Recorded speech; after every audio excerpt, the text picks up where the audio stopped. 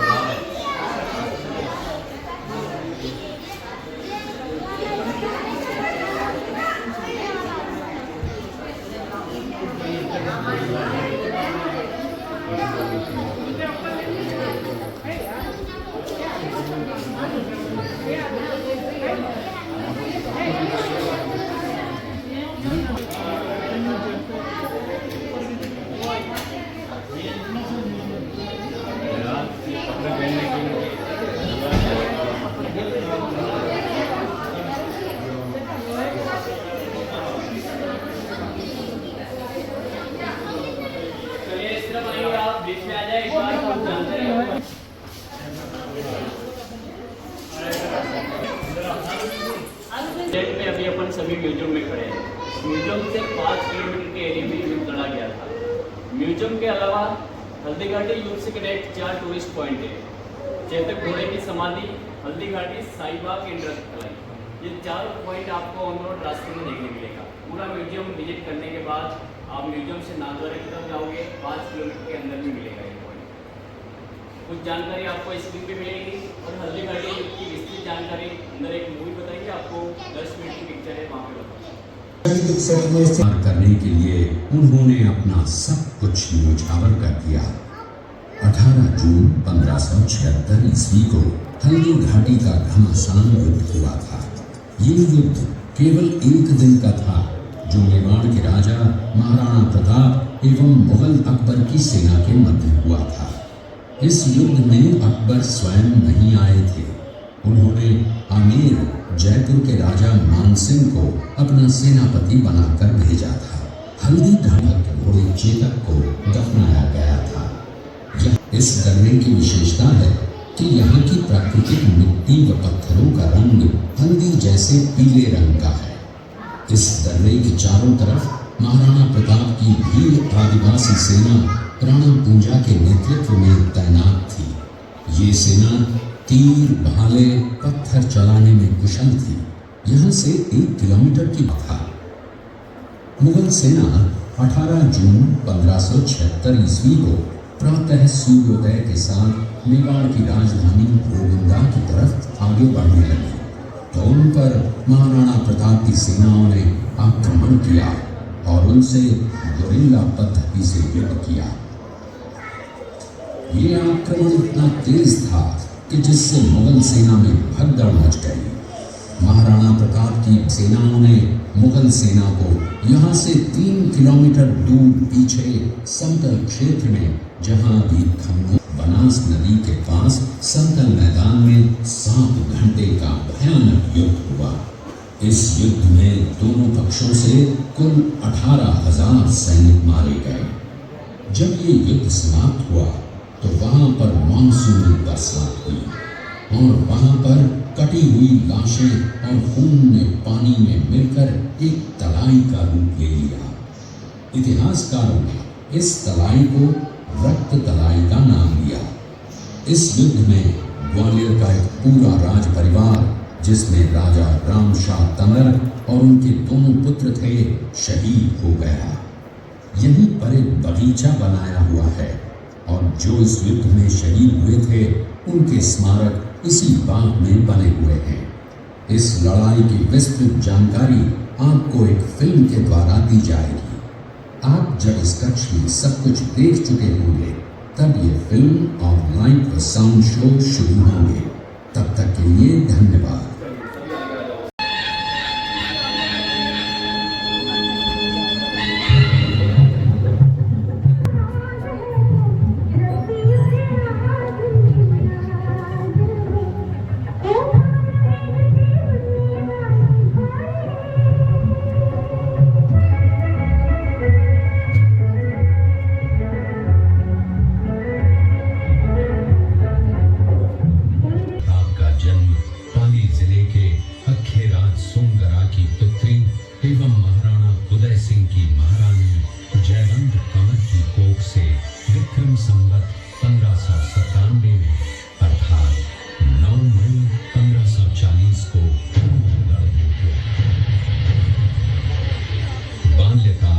चित्तौड़गढ़ में गुजरा।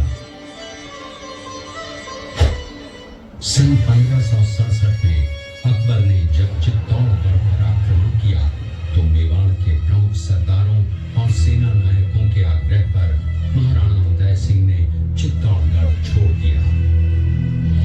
अपने देश, कुल, गौरव और मातृभूमि की मर्यादा के लिए प्राण न्योछावर करने वाले योद्धाओं और लड़नाओं से प्रताप ने न केवल सीख ली बल्कि ये घटना उनके जीवन का आधार बन गई। फरवरी 1572 को महाराणा उदय सिंह का देहांत हुआ। प्रताप की ज्येष्ठता और योग्यता को ध्यान में रखते हुए सरदारों ने उनको राजगद्दी पर आसीन किया। होली के दिन उनका गोविंदा में राज तिलक हुआ। उस समय तक लगभग सभी राजाओं ने अकबर की वीरता स्वीकार कर ली थी। एकमात्र महाराणा प्रताप ने अपना मस्तक अकबर के आगे नहीं झुकाया। प्रताप मुगलों से लोहा लेने की तैयारी में जी जान से जुट गए। 18 जून 1576 की सुबह हल्दी घाटी और खमनोर के मध्य एक मैदान में ऐतिहासिक युद्ध हुआ। महाराणा प्रताप की सेना गोगुंदा से हल्दी घाटी पहुंची, जबकि सेनापति मानसिंह के नेतृत्व में मुगल सेना ने हल्दी घाटी के ठीक नीचे मैदान में अपना मोर्चा जमाया। मुगल सेना के हरावल दस्ते द्वारा घाटी में घुसपैठ करने के प्रयास की प्रतिक्रिया स्वरूप महाराणा प्रताप की सेना मुगलों पर टूट पड़ी। प्रताप के हरावल सैन्य दलों का नेतृत्व पठान हाकिम खान कर रहे थे। भीलू राणा, जो राणा पूंजा के नाम से भी जाने जाते हैं, उनके नेतृत्व में भील आदिवासियों ने गोरिल्ला पद्धति से युद्ध करते हुए मुगलों के छक्के छुड़ा दिए। देखते ही देखते शाही सेना में खलबली मच गई। रक्त तलाई घोड़ों के पापों, चमकारों और तलवारों की झनकारों से गूंज उठी। चारों तरफ हाहाकार मच गया।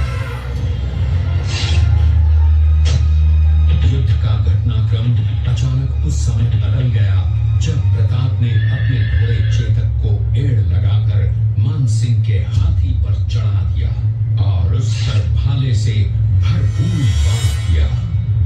मानसिंह हौदे में दुबक गया। हाथी से उतरते समय चेतक की एक टांग कट गई। इस स्थिति को भांपकर महाराणा प्रताप के हमशक्ल सेनापति झालामान ने महाराणा प्रताप से आज्ञा लेकर उनका राजमुकुट धारण किया। मुगल सेना झालामान को महाराणा प्रताप समझकर उन पर टूट पड़ी और झालामान शहीद हो गए। उधर चेतक ने अपने स्वामी को 5 किलोमीटर तक 3 टांगों पर ही लेकर एक बरसाती नाले को पार किया। उसके पश्चात उसके प्राण पखेरु उड़ गए।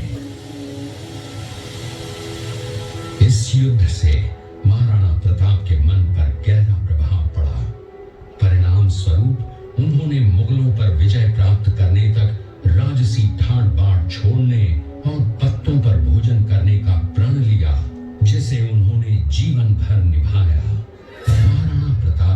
सैन्य बल बढ़ाकर सर्वप्रथम अरावली पर्वत की घाटियों में बसे दिवेर पर चढ़ाई कर विजय प्राप्त की। इसके बाद कुंभलगढ़ पर भी विजय प्राप्त की। सिर्फ चित्तौड़गढ़ को छोड़कर सारे मेवाड़ को अपने अधीन कर लिया। कालांतर में महाराणा ने चावंड में अपनी राजधानी स्थापित की।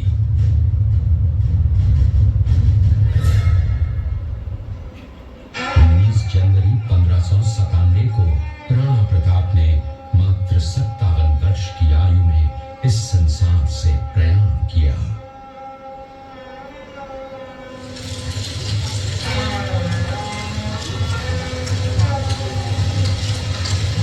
हल्दी घाटी का युद्ध एक सांप्रदायिक युद्ध न होकर आत्मसम्मान, मातृभूमि की स्वतंत्रता व स्वाधीनता का संघर्ष था। इसका प्रमाण ये है कि जहां पर अकबर की सेना के सेनापति जयपुर के राजा मानसिंह थे, वहीं पर महाराणा प्रताप की सेना के सेनापति काबुल के हाकिम खां सूर थे। महाराणा प्रताप स्वतंत्रता की वेदी पर एक ऐसा अंगारा था जो आत्मसम्मान व देश गौरव के लिए दिन रात जलता रहा, धधकता रहा और अंत में बुझकर भी उसने देश में ऐसा लौह भर दिया जिसकी प्रखर किरणों ने भारत माता को गुलामी की जंजीरों से मुक्त कराने के लिए गांव का है। हल्दी घाटी युद्ध के बाद महाराणा प्रताप अपनी प्रतिज्ञा का पालन करने के लिए वनवासी जीवन व्यतीत करने लगे। उनके पास पर्याप्त संपत्ति नहीं थी तो उनके वित्त मंत्री भामाशाह ने अपनी सारी सुख सुविधा को छोड़कर अपने राजा को स्वयं का धन 25 लाख रुपए व राजकोष में 20,000 अशर्फियान देश के लिए अर्पित की, जिससे महाराणा प्रताप ने 12 वर्षों तक अपनी सेना को संगठित किया, सैन्य शक्ति को बढ़ाया और मेवाड़ मातृभूमि को आजाद करवाया। महाराणा कुंभल करवाया था।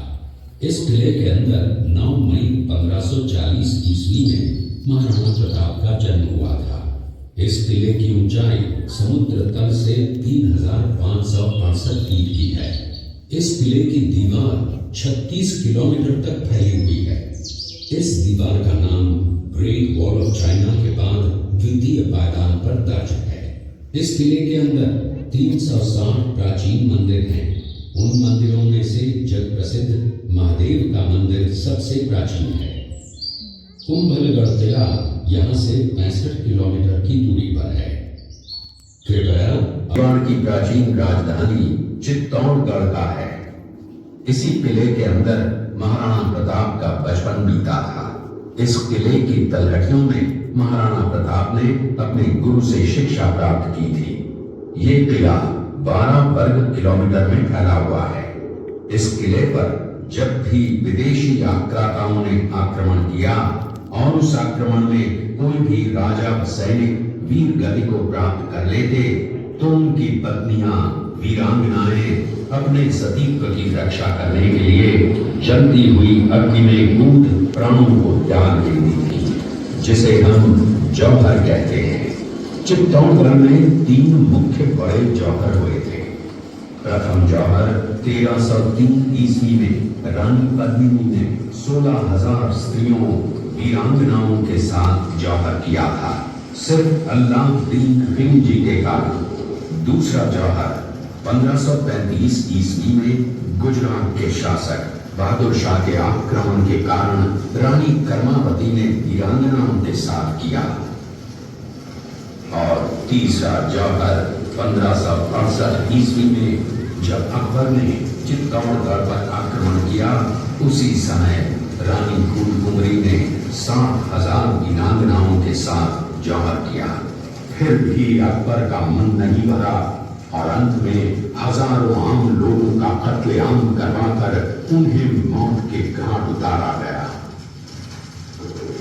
इस किले में देखने योग्य विजय स्तंभ है, कीर्ति स्तंभ, मीरा मंदिर, जैन मंदिर, कालिका माता मंदिर, भामाशाह हवेली, कुंभाश्याम मंदिर, फतेह प्रकाश महल हैं। ये किला यहाँ से 140 किलोमीटर दूरी पर है। ये देखते हुए सभी अतिथि आगे की तरफ चले। अब्दुल रहीम खान खाना अजमेर का सूबेदार था। जब वो शेरपुर पहुंचा तब इसका पता कुंवर अमर सिंह को चला, जो महाराणा प्रताप के पुत्र थे। अमर सिंह ने शेरपुर छावनी पर अचानक आक्रमण कर दिया।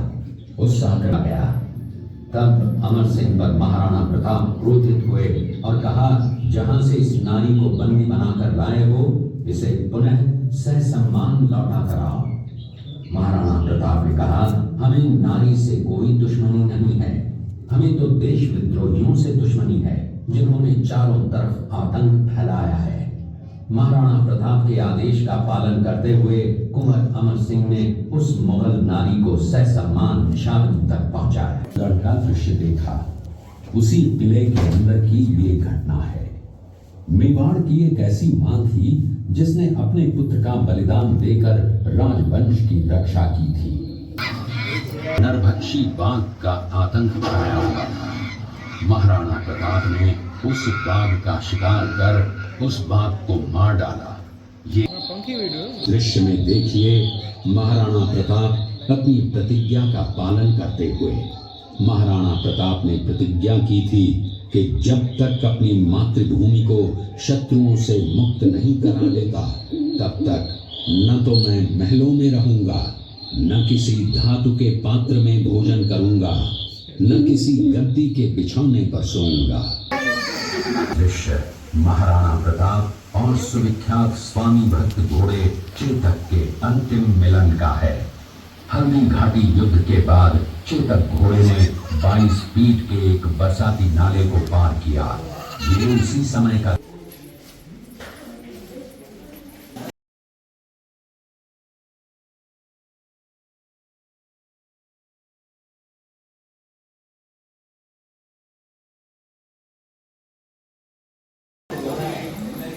पे एक ही समय बनाते हैं, मार्च और अप्रैल महीने में। हल्दी घाटी चैत्री गुलाब के लिए बहुत ही प्रसिद्ध है। संग्रहालय से 5 किलोमीटर के एरिया में गुलाब की खेती करते हैं। इस टैंक में गुलाब का फूल और पानी डालकर टैंक को ऊपर से पैक करते हैं और नीचे से आग जला के भट्टी को गर्म करते हैं। इसमें जो वाष्प तैयार होती है, नली द्वारा पीछे बर्तन लगाए उसमें इकट्ठा होता है प्योर गुलाब जल। आँखों में डालने के लिए, मिठाई में, मेकअप, पूजा में काम में लेते हैं। और सेकंड बनाते हैं गुलकंद। एसिडिटी बनता हो, गैस, कफ, मुंह में छाले होते हैं, पेट में जलन, गर्मी, उसके लिए फायदा करता है। तीसरा बनाते हैं डायबिटीज़ के लिए जामुन कार्ड। इसके अलावा गुलाब शरबत है, पुदीना